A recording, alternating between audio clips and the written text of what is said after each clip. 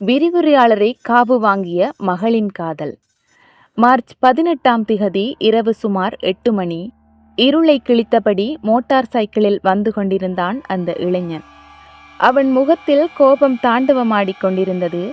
ஆனாலும் ஒரு தீர்மானத்தோடு மோட்டார் சைக்கிளில் விரைந்த அவன் யாழ்ப்பாணம் பாண்டியன்தாழ்வு பகுதியில் ஒரு வீட்டின் அருகே தன் வேகத்தை குறைத்து கொண்டான். அக்கம் பக்கம் நோட்டமிட்டான், எவருமில்லை.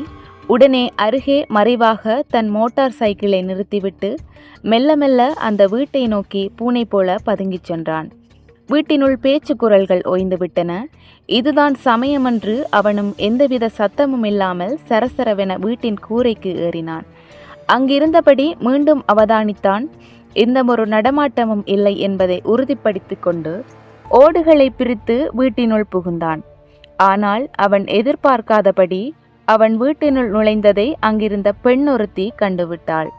சரேலென அவளருகே சென்ற இளைஞன் அவளின் வாயை பொத்தி சத்தம் போடாதே என்று சைகையாலேயே எச்சரித்தான். அந்த பெண் வேறு யாருமல்ல, அவன் மனைவிதான். சில காலமாக இருவரும் பிரிந்து வாழ்கின்றார்கள். தன் கணவனை கண்டு பதற்றமடைந்த அந்த பெண்ணை அவள் கணவனான அந்த இளைஞன் ஒரு அறைக்குள் இழுத்துச் சென்றான். அந்த பெண்ணிடம் தாம் இருவரும் சேர்ந்து வாழ வேண்டும் என்று அவன் கெஞ்சத் தொடங்கினான். அவளும் சம்மதித்தாள். ஆனால் தாங்கள் சேர்ந்து வாழ அவளின் தாய் இடையூறாக இருப்பாள் என சொல்லிய அந்த இளைஞன் தன் திட்டத்தை அவளிடம் சொன்னான். முதலில் மறுத்த அந்த யுவதி அவனின் தொடர் வற்புறுத்தலால் சம்மதித்தாள். இருவரும் காலடியோசை எழாத வகையில் அந்த யுவதியின் தாயாரான சித்த மருத்துவ பீட விரிவுரையாளரான தயாளினி திலீபன் உறங்கிக் கொண்டிருந்த அந்த அறைக்குள் நுழைந்தனர்.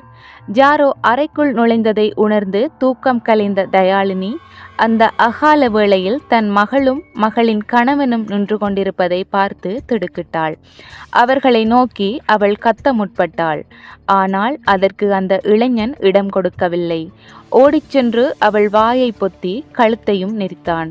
அவனுடன் போராடி களைத்த தயாளினி பிணமாக கட்டினில் வீழ்ந்தார். தன் மாமியாரை கொன்றபின் வெறித்தனமாக சிரித்தபடியே போதைப் பொருளை அவன் நுகர்ந்தான். யுவதியோ தலையில் கை வைத்தபடி கவலையில் மூழ்கினாள்.